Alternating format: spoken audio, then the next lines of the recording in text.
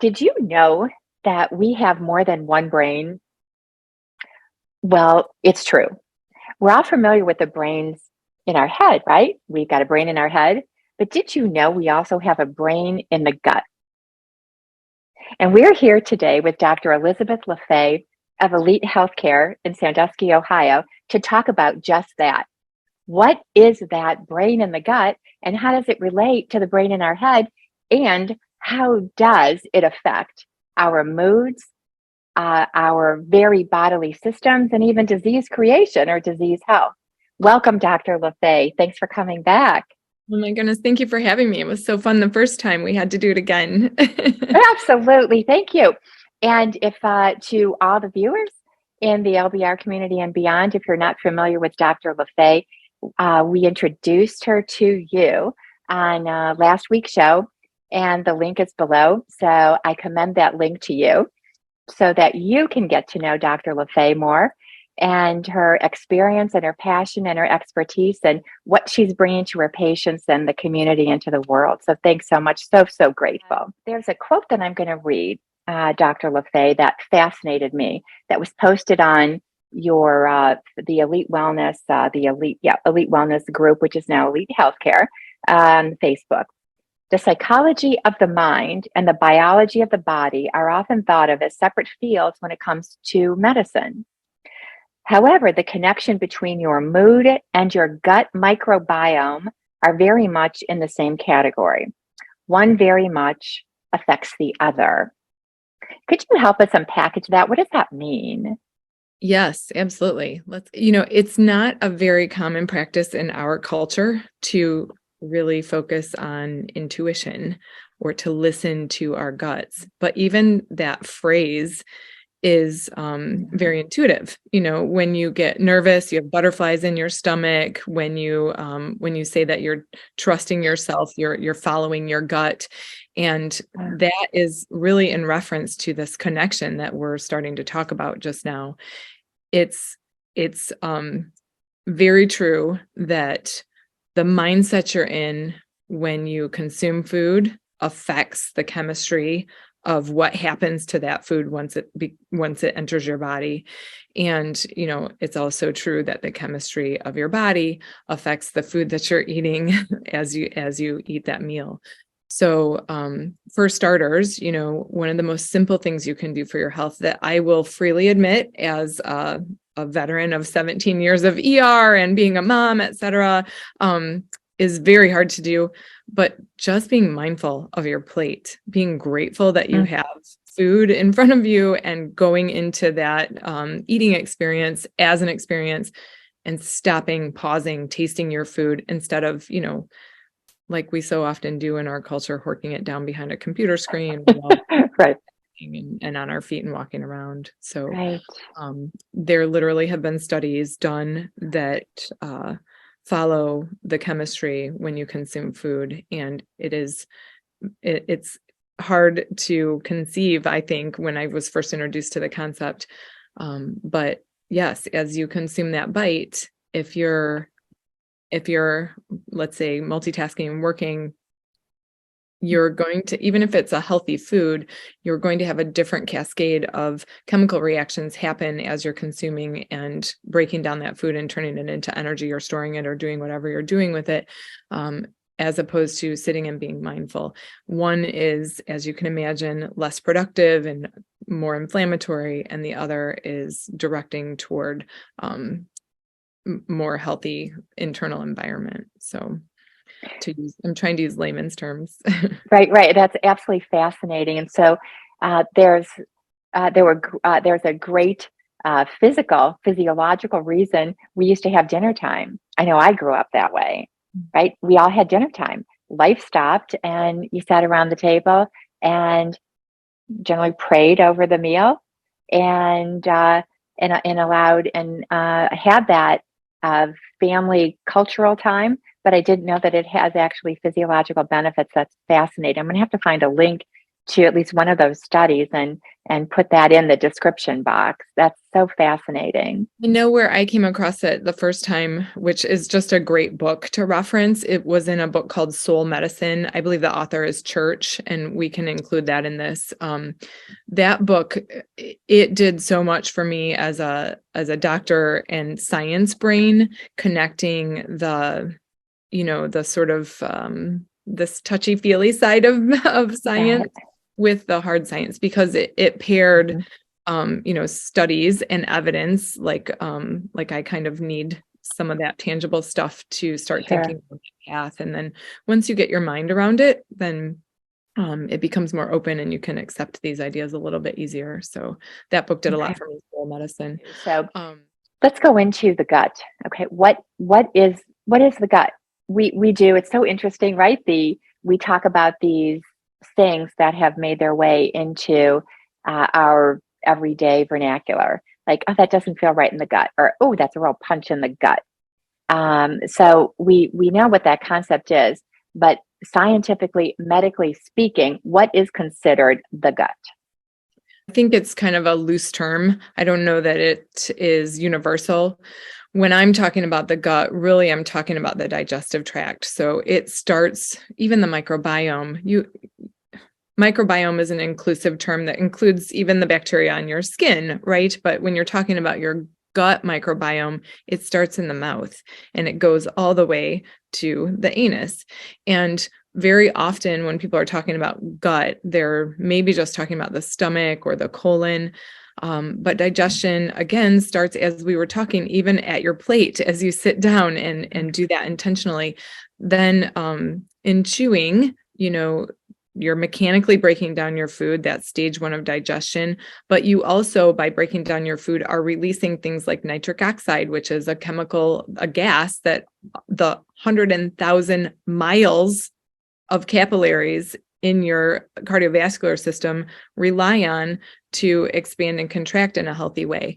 So just that, microbiome in your mouth and the healthy bacteria and the things that are going on there make a difference. I know during this perpetual viral season, one of the things that we were recommending and people were doing a lot was using mouthwashes and things to diminish potential viral replication in the oral and nasal mucosa.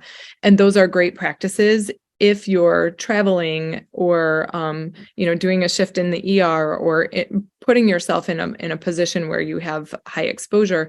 But to do those things on a day-to-day basis, you are changing your microbiome, starting with the oral cavity. So it's not necessarily something you want to do routinely, for instance, gargle with Listerine as part of your nightly routine. So it starts there. The gut also includes the stomach, because that acid-base bath is, again, one of the upper phases of digestion. And if you can imagine, if upstream digestion is working well, then as food moves down into the small intestine, where the bulk of extraction of nutrients comes, which is what you want, it's why you eat food, then it can do its job more efficiently because it's not stuck doing what its coworkers didn't take care of. The stomach, the gallbladder, liver complex, the small intestine, the large intestine, all of that stuff and being at higher function makes a huge difference in how you're digesting and receiving food and what happens in your alimentary tract. So going back to the stomach, for instance, most of us have disruption of our acid-base bath. It's not as ideal as it could be. If you just listen to people and the way they talk, a lot of people take heartburn medicine or have some sort of dyspepsia after meals, heartburn, if you will. And just altering that acid-base bath can make such a difference in how digested your food is as it moves into that next section of your digestive tract. When you live a life where you're burning the candle at both ends and have a lot of cortisol in your system, that directly changes the balance of that fluid in your stomach. it also significantly affects how you're concentrating bile salts and some of your digestive enzymes, so that you lose the ability to digest food, to break it down. At its most simplest explanation, the stomach is sort of an acid washing machine, and you want it to agitate and break food down enough that it's accessible. The cholesterol backbone that's used to make so many of our hormones, stress hormones, sex hormones, that also is used to make bile salts. And so if you don't have bile salts, you can't absorb things like vitamin A, D, E, K, the fat soluble vitamins, among so many other things. So just getting yourself out of that state of fight or flight all the time, the opposite of that is rest and digest. Well, it's hard to rest and digest if you're in fight or flight. So it's also connected, and it sounds so also complicated. As I was preparing for this episode, did a little research, and I had heard the gut being from entry to exit, right? And it starts in the mouth, and that, medically speaking, or for terms of for purposes of this conversation, from entry to exit would be where the microbiome is. Okay. Now, what's microbiome exactly? To that end, there are places in the alimentary tract that are supposed to be more sterile. So for those listeners that may have had a diagnosis of like SIBO, for instance, that's small intestinal bacterial overgrowth. And really the small intestine is not an area of your digestive tract that's supposed to have a lot of bacteria. And when we talk about microbiome, we're talking about the living organisms that live within us, that can either benefit us or cause us to have some harm. Yep. Similar to farm soil, if you will. If you have farm soil that's very healthy and full of all the nutrients that a plant needs to grow, if you watch a plant grow from well-nourished soil, you can tell a difference. You can see that its leaves are green and lush, and as opposed to that same plant that's growing from more anemic soil that's kind of weak and more likely to succumb to different like aphids or however. Our gut microbiome is essentially the same. Interesting. That's great. That's a great analogy. So in that soil, the microbiome, the soil of our internal systems, is that the microbiome is composed of or comprised of different bacteria, fungi, viruses that are crucial for our good health and the proper functioning of this amazing physical vessel. Yes? Absolutely. So you have to understand it's a life form living within us.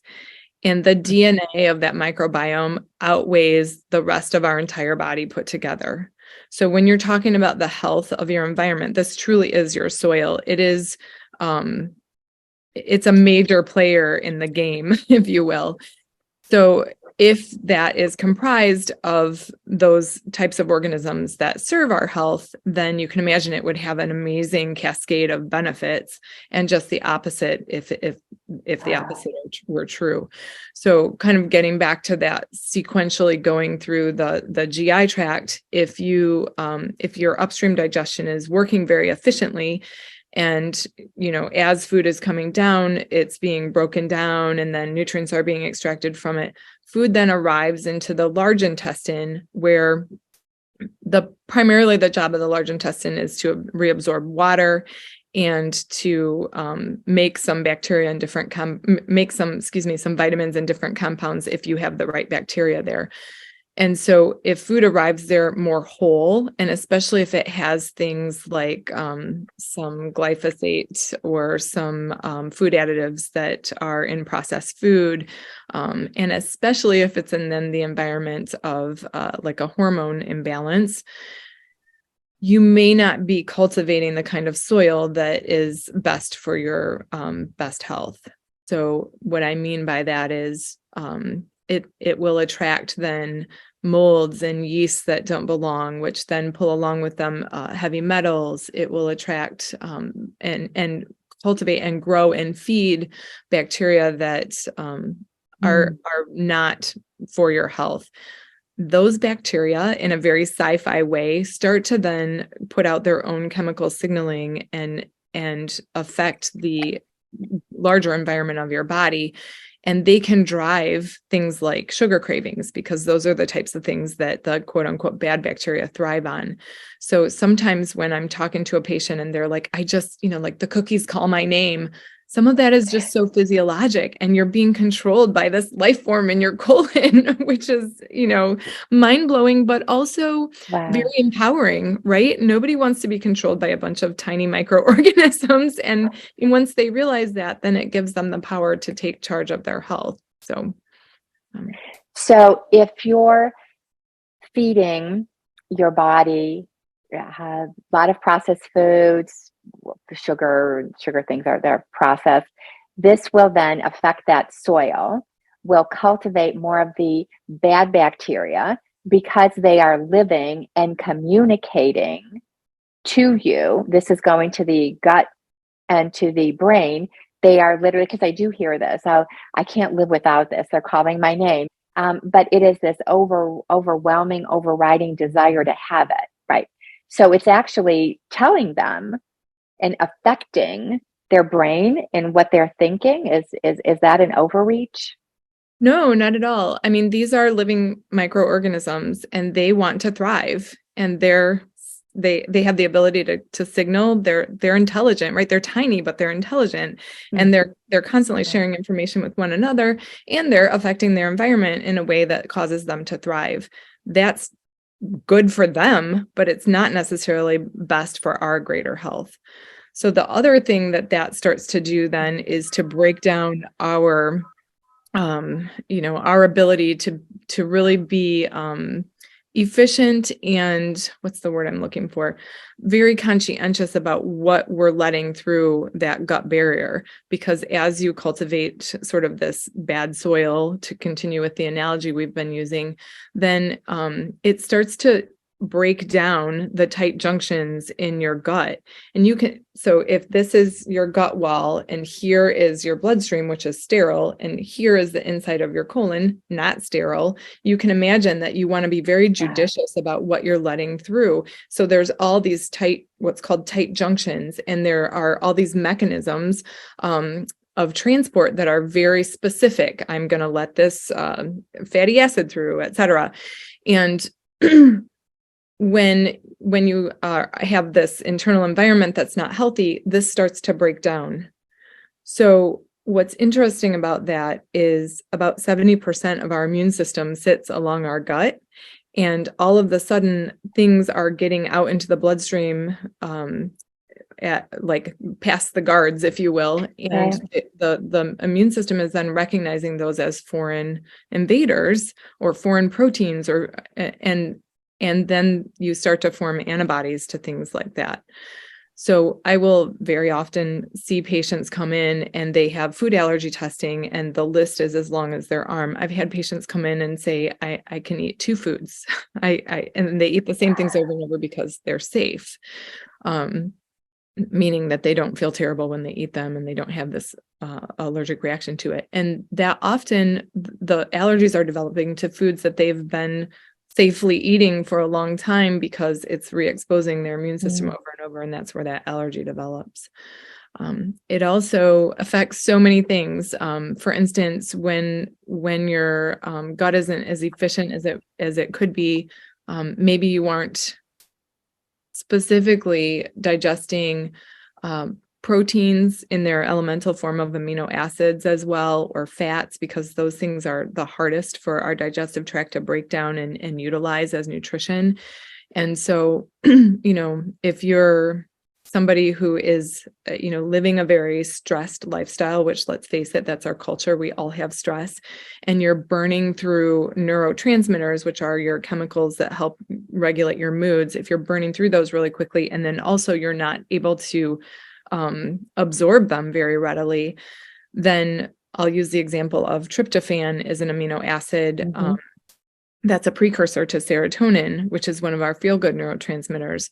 So you can see there how that's just one of the mechanisms of how you can start to have some depression or anxiety creep in because you're not absorbing this crucial amino acid as well, and you're using it at a much faster rate. So it's easy to become deficient in.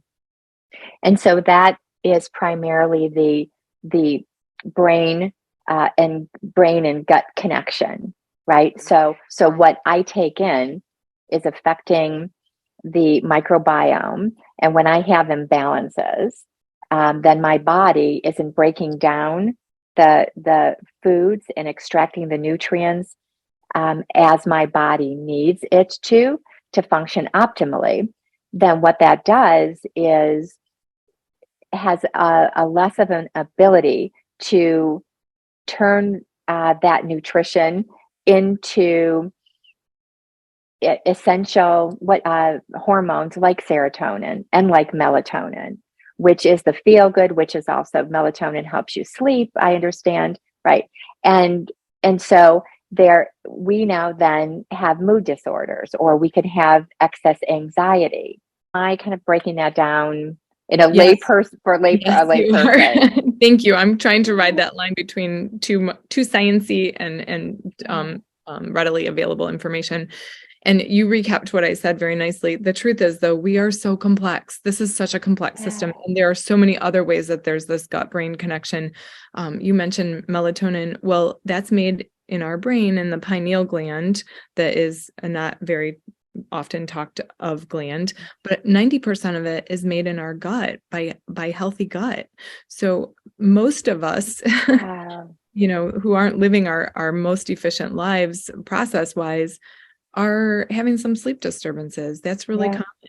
And melatonin does a lot of other things. So sometimes people are sleeping quite well, but they lose the ability to dream. There's spectrums of that. And that barrier, though, that I was describing in the colon, that gut barrier is the same as the brain. It's really the same barrier. So when you have holes in your gut, you kind of have holes in the barrier to your brain, and more things are kind of getting in there than you would probably want. Very, very often when people come in and they have this kind of process going on, which I would argue we all have some spectrum of this. We have done such a great job of sort of ruining our world, if you will, that it's unavoidable to have some toxic burden in our bodies and to not have some of this chemistry being affected. But when it's really profound, I'll have like women in their 30s very often saying, I have such horrible brain fog. I think I have Alzheimer's and I'm only in my 30s. And it's all related to that barrier and trying to, get that tight again, if you will. And so how do we get that tight? Can it be fixed? Yes. Great question. Right. Is there good news for us? Yes, we've all been poisoned, right? So I think this is one of the most fun things about my job as a functional medicine doctor. If you came to us with these similar complaints or, and actually I need to back up a little bit because this can present in so many different ways. We're really talking about the gut. But not everyone who walks in with gut issues is presenting with, heartburn and irritable bowel syndrome. Those are labels, but you can have a trigger of something autoimmune like rheumatoid arthritis, thyroiditis. You can have hormone imbalance in your sex hormones or in your cortisol and adrenaline levels. You can have brain fog and mood disorders like anxiety and depression. And all of these things can lead back to gut health, decreased immunity. I mean, really, the list is so long. When I think of the gut as a functional medicine provider, I'm really talking from a place that this is sort of the soil, like I was saying, it's the heart of health, and where if you're affecting that, you just have this amazing cascade of positive effects as you bring it around. So to answer your question directly now, yes, there is hope. There are definitely things we can do, and honestly, no matter what you're coming to see us for, we're going to be talking to you about gut health, because I have learned over the last 7 years of practicing functional medicine to respect it. And I used to only focus on it when people came in with obvious GI symptoms. As I was just reciting, there are so many ways that it can present that I've recognized that all of us could use some increased efficiency systems. Well, and you mentioned the autoimmune diseases, and that list is so long. And my understanding of an autoimmune is when your immune system turns on itself and starts attacking you. And again, very layman's terms.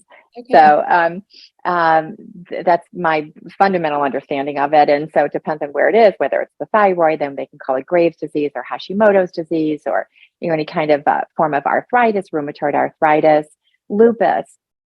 The list goes on, and that autoimmune is they're according to general Western medicine models and philosophy, is something that they don't know where it comes from. They say they don't know where, the experts don't know where it comes from. And they try to give you probably prescriptions or something or pain relief prescriptions in order to deal with these autoimmunes that seem to perplex most physicians.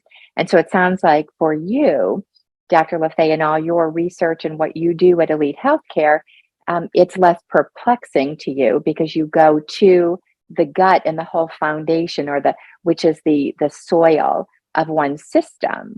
And then you start there, because from there, it seems, springs all kinds of diseases on a sliding scale, from something just being anxious or irritable, to probably greater depressions, a lot of brain health diseases. I'm hearing more and more about people having this brain fog, and all the way to very probably debilitating diseases. And you say it goes back to the gut and so when we talk about going back to the gut, we're talking about the microbiome and the condition of that microbiome. Is that a solid assessment?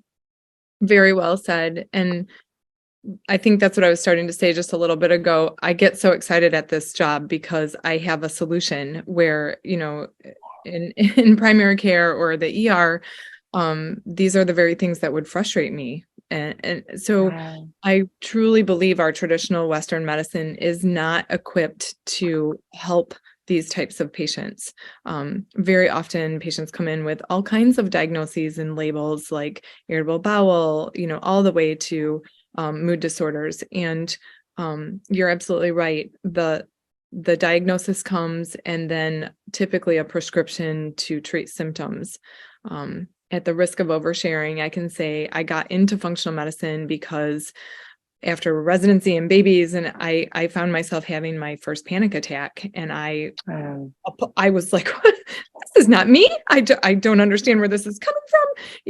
So the first thing I did was go to see a doctor, and they just wrote me a prescription for Xanax. And I was like, we haven't met. Like, you don't know, this isn't me. Like, I want to feel like myself again. And there was no conversation. There was no solution there other than, here, take this to function. And quite honestly, that wasn't good enough for me. And I felt like I wasn't alone. And I'm so right. I mean, one of the things I find so fun is patients sit across from me and they have been gaslighted or, basically been looking for what the causes of why they've been feeling badly for so long that they have been made to start to feel crazy.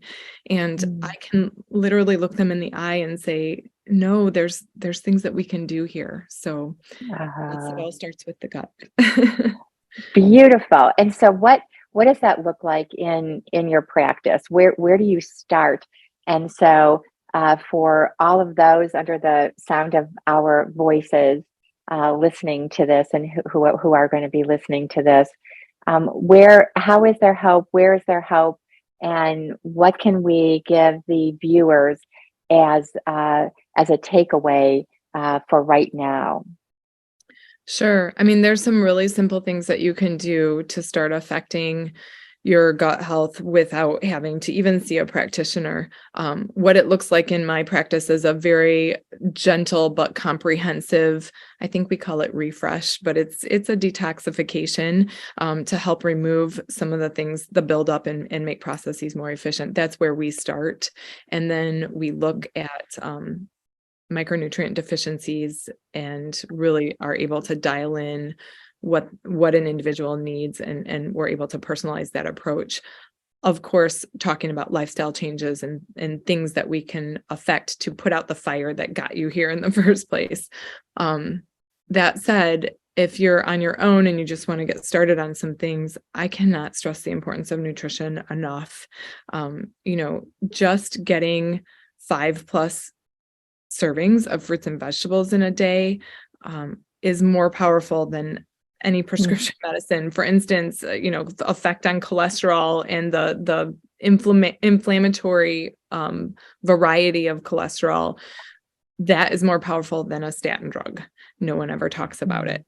So, I will say, unfortunately, some patients are, like I was alluding to before, so sick from regular food. Even now, they're at a point where really kind of walking in tandem with a provider makes a lot more sense for them. However, if you're trying to just get started, the Mediterranean diet is very universally applied and a great place to start, that you cannot harm yourself. So I do believe that even though we're all human mammals, we thrive on different types of diets. So where one person feels their best as a vegetarian, the next person, feels best intermittent fasting, etc. I'm often having those conversations with patients, and sometimes it's one type of eating while you're healing, and then eventually another. However, the Mediterranean diet basically emphasizes lots of fresh fruits and vegetables, healthy oils, and, includes typically a lot of seafood like fish and shellfish, which is, again, it's not for everyone. If you have allergies to those things, then of course you can do harm. But in general, that's a very health promoting way to eat. So can we talk briefly about that gentle detox? And that's some of the products that you like to use, which is that bentonite clay, right? Because that's a great extractor.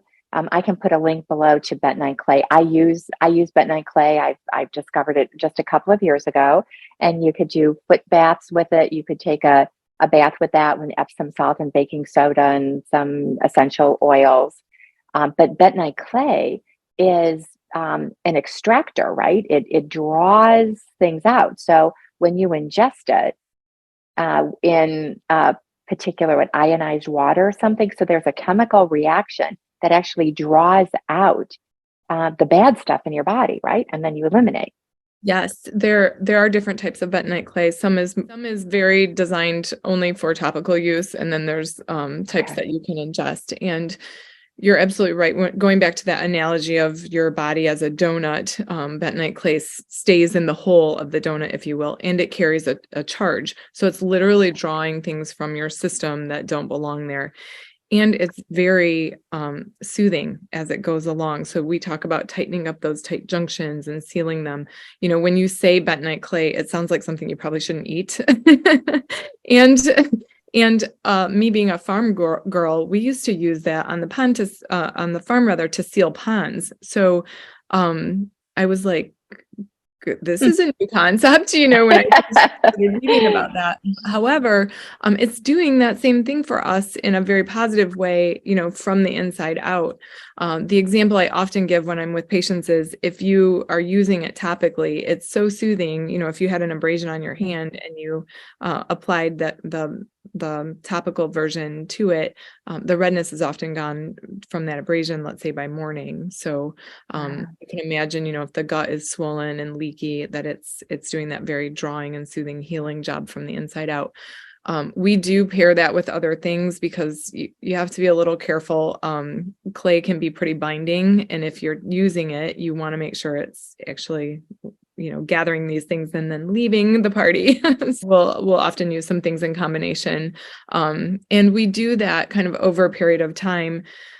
I will say, when I first started in functional medicine, I was trained to start everyone on what's called an elimination diet, which is a very severe way of eating where you're basically taking out all the fun from food and going down to some very set, rigid eating patterns. And it's tough to do when you are tired and broken and sort of limping into the appointment to begin with, especially if, let's say, you're a working mom who's also trying to make meals to feed her family, et cetera. So what I found was using that approach, I lost probably 80% of my patients before they ever got out of the gate. It was just too much of a lift from the beginning. So we definitely talk about, broad strokes about how to eat and try to have that conversation from the beginning, but everything that we're doing is meant to be an attainable goal. Well, and I can attest to that because I am currently a patient of yours, and you work and meet a patient where they are. So it's a wonderful environment, Dr. Laffay. Sounds like you're talking about the leaky gut syndrome, right? Is there a way to fix that? Can we fix that and ultimately attain the great soil that we're supposed to have? Absolutely. That is repairable. And that's one of the things that is so fantastic. I mean, we are beautifully designed and the body wants to heal. It really just needs to be given the right tools and maybe a little guidance. So yes, that is a very repairable system. The leaky gut can be knitted back together and the soil can be turned over. And in fact, we're doing it very consistently and frequently from minute to minute and day to day, which is a big deal. Oh, that's beautiful. Well, that's great news. And in the next episode, I think if we get into nutrition a little bit more and what it is in our food that's causing all this leaky gut Yes. to begin with, I think it will help guide, foods to avoid and foods to not avoid. Right. And so therein lies the brain and the gut saying, this is what I have a taste for. I always have a taste for something, right? So when I was on my healing journey after the stage 4 cancer, I really just wanted fruit, mostly pineapple, watermelon, red grapes, and cabbage. And now I come to learn that is all for purposes of detox. My body wanted to detox. And again, I didn't have chemo or radiation, but I was detoxing from, I think the condition of my soil was not obviously ideal to have a cancer grow and proliferate and spread. So that is the brain in our gut telling us this is what we need. Pay attention to that because it's trying to heal and repair us. Yes? Absolutely. And you're such a star patient in that you have practiced slowing down enough that you can hear your gut, if you will. And that fruitarian type of eating is again, how I was talking about eating maybe a certain way during a portion of healing and then moving forward. Right. Not only is it detoxifying, it's very regenerative for the liver, which we didn't even really talk about much. That could be a whole nother hour. Our liver is our best friend. But yes, there are so many patients just feel so poorly by the time they ask for help that they can't tell what makes them feel good because everything makes them feel bad. They never feel good. And so as you go along, I'm constantly telling people as you heal, you'll intuitively know kind of what you'll be able to hear. You'll be able to hear what you need and it happens. Yes. Absolutely. Absolutely. Stay tuned for the next episode. Our liver is our best friend. Thank you. Thanks for your time, Dr. Laffay. So enjoyed it. And thank you so much for caring as you do and helping educate all of us. My pleasure. Until next time. Have a great day. Until next time.